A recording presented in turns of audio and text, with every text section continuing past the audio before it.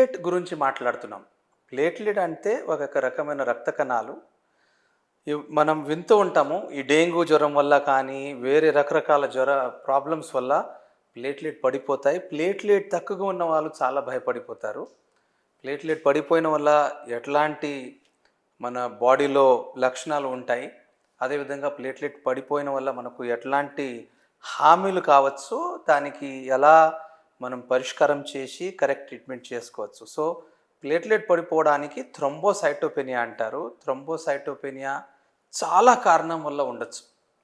అది ఒక రకరకాల ఇన్ఫెక్షన్, ఉదాహరణంగా డెంగ్యూ ఇన్ఫెక్షన్లో ఉండొచ్చు, లేకపోతే కామన్గా ఐటీపీ అనే ఒక జబ్బు ఉంటుంది. ఈ జబ్బులో మన శరీరంలో మన సొంత యాంటీబాడీస్ ఇమ్యూనిటీ ప్లేట్లెట్ని నష్టం చేస్తుంది. ఆ జబ్బుకి ఐటీపీ అంటారు. అదేవిధంగా ప్లేట్లెట్ పడిపోవటం రకరకాల బ్లడ్ జబ్బుకి ఫస్ట్ లక్షణం ఉండొచ్చు. ఉదాహరణంగా రకరకాల blood cancers, bone marrow failure అంటే అప్లాస్టిక్ అనీమియా, కొన్ని బోన్ మ్యారోలో ప్రభావం చేసే కొన్ని బ్లడ్ జబ్బులు, ఇలాంటి అన్ని రకాల జబ్బులో ప్లేట్లెట్ పడిపోతాయి. సో ప్లేట్లెట్ పడిపోతే మనకు ఎటువంటి లక్షణాలు వస్తాయి? సో ప్లేట్లెట్ అనే రక్త కణాలు బ్లీడింగ్కి ఆపే రక్త కణాలు కాబట్టి ప్లేట్లెట్ చాలా దారుణంగా పడిపోతే, అంటే 20,000 10,000 కింద పడిపోతే బ్లీడింగ్ లక్షణాలు రావచ్చు. చర్మంలో రెడ్ స్పాట్స్, బ్లాక్ స్పాట్స్, నోట్తో ముఖంతో బ్లీడింగ్, మహిళలో మెన్సెస్లో హెవీ బ్లీడింగ్, అలాంటి బ్లీడింగ్ లక్షణాలు బయట కనపడే బ్లీడింగ్ లక్షణాలు.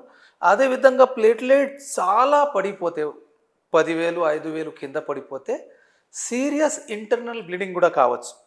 బ్రెయిన్లో బ్లీడింగ్, ఛాతీలో బ్లీడింగ్, కడుపులో బ్లీడింగ్, ఇలాంటి సీరియస్ ఇంటర్నల్ బ్లీడింగ్ వల్ల ప్రాణభయం కూడా ఉండొచ్చు.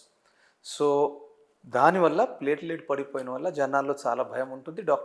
రకరకాల స్పెషలిస్ట్ కూడా ప్లేట్లెట్ తగ్గటం వల్ల చాలా కన్సర్న్ ఉంటారు. సో ప్లేట్లెట్ పడిపోవడానికి రకరకాల వేరే కారణాలు ఉండొచ్చు. సో ముఖ్యంగా ప్లేట్లెట్ పడిపోవడానికి కారణాలు మనం 3 గ్రూప్లో ఆలోచించవచ్చు. ఒకటి, బోన్ మ్యారోలో ప్లేట్లెట్ ఉత్పత్తి పడిపోవటం. అది రకరకాల బ్లడ్ జబ్బుల వల్ల, వేరే బ్లడ్ జబ్బుల వల్ల కానీ, బ్లడ్ క్యాన్సర్ వల్ల ఉండొచ్చు. రెండోది, ప్లేట్లెట్ బ్లడ్లో ఉత్పత్తి మంచిగా ఉన్నా కూడా ప్లేట్లెట్ బ్లడ్లో ఎక్కువగా మాత్రలో నష్టం అవ్వచ్చు. సో ఉదాహరణంగా రకరకాల ఇన్ఫెక్షన్స్, డెంగ్యూ, మలేరియా, ఇలాంటి ఇన్ఫెక్షన్స్లో ప్లేట్లెట్ నష్టమయ్యే ప్రమాణం పెరిగి ప్లేట్లెట్ కణాలు పడిపోవచ్చు. అదేవిధంగా బోన్ మ్యారో కొన్ని జబ్బులు, దాంట్లో బ్లడ్ జబ్బులు, దాంట్లో ఉదాహరణగా థ్రోంబోటిక్ మైక్రోయాంజియోపతి అంటాము. దీంట్లో ప్లేట్లెట్ హఠాత్తుగా బ్లడ్ క్లాట్ అయ్యి అన్ని బాడీలో అది ప్రాణాంతకమైన జబ్బులాగా కనపడవచ్చు. సో మూడోది, రకరకాల విటమిన్ డెఫిషియన్సీలు, విటమిన్ B12, ఫోలిక్ యాసిడ్ డెఫిషియన్సీలు కూడా ప్లేట్లెట్ కణాలు పడిపోవచ్చు. సో మీరు విన్నారు, ప్లేట్లెట్ పడిపోవడానికి చాలా కారణాలు ఉండొచ్చు. కొన్ని కారణాలు మామూలు కారణాలు, కొన్ని బ్లడ్ జబ్బు వల్ల ప్లేట్లెట్ పడిపోవటం ఒక క్రిటికల్ జబ్బు ఉండే ఒక లక్షణం. సో దానికి పరిష్కారం ఎలా చేయాలి? ముఖ్యంగా ఒక కామన్ బ్లడ్ టెస్ట్, CBP అనే బ్లడ్ టెస్ట్ అన్ని ల్యాబ్లో అవైలబుల్ ఉన్న 200 300లో అయ్యే ఒక సామాన్యమైన బ్లడ్ టెస్ట్. దాని ద్వారా బ్లడ్లో ప్లేట్లెట్ మాత్రమే పడిపోయా, లేక వేరే బ్లడ్ రక్త కణాల్లో కూడా ఈ ప్రభావం ఉందా, దాంట్లో కూడా సంఖ్య ఎక్కువగా తక్కువగా ఉందా, అది చూసుకోవాలి. ప్లేట్లెట్ 30,000 50,000 కింద పడిపోయిన పేషెంట్ వెంటనే బ్లడ్ స్పెషలిస్ట్ని కన్సల్ట్ చేస్తే దానికి అవసరం ఉన్న టెస్టులు, కొద్దిసారి బ్లడ్ జబ్బు కోసం బోన్ మ్యారో పరీక్ష, సూది పరీక్ష చేయటం కూడా అవసరం పడవచ్చు. సో కొద్దిసారి ఓన్లీ బ్లడ్ టెస్ట్ ద్వారా మనం రకరకాల జబ్బు గురించి తెలుసుకొని దానికి ట్రీట్మెంట్ చేస్తే ఆ మూల జబ్బుకి మనం కరెక్ట్ ట్రీట్మెంట్ ఇస్తే ప్లేట్లెట్ ఆటోమేటిక్గా పెరిగిపోతాయి.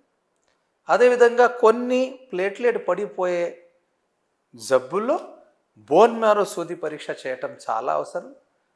ఈ బోన్ మ్యారో సూది పరీక్ష ముఖ్యంగా బ్లడ్ స్పెషలిస్ట్, అంటే నాలాంటి హిమాటలాజిస్ట్ చేస్తారు. సో హిమాటలాజిస్ట్ని కన్సల్ట్ చేయటం చాలా చాలా ఇంపార్టెంట్. సో ఫ్రెండ్స్, ప్లేట్లెట్ పడిపోవటం, ప్లేట్లెట్ తక్కువగా ఉండటం అది చాలా క్రిటికల్గా అని మనం అనుకుంటాం. యాక్చువల్గా అది ఒక అపోహలు.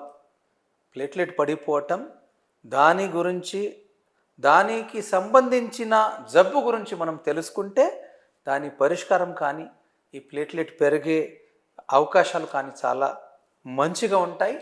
ప్లేట్లెట్ ఎంత తక్కువగా ఉన్నా కూడా దానికి పూర్తి పరిష్కారం చేసి కంప్లీట్ క్యూర్ చేయొచ్చు. So friends, stay healthy, stay positive. Thank you.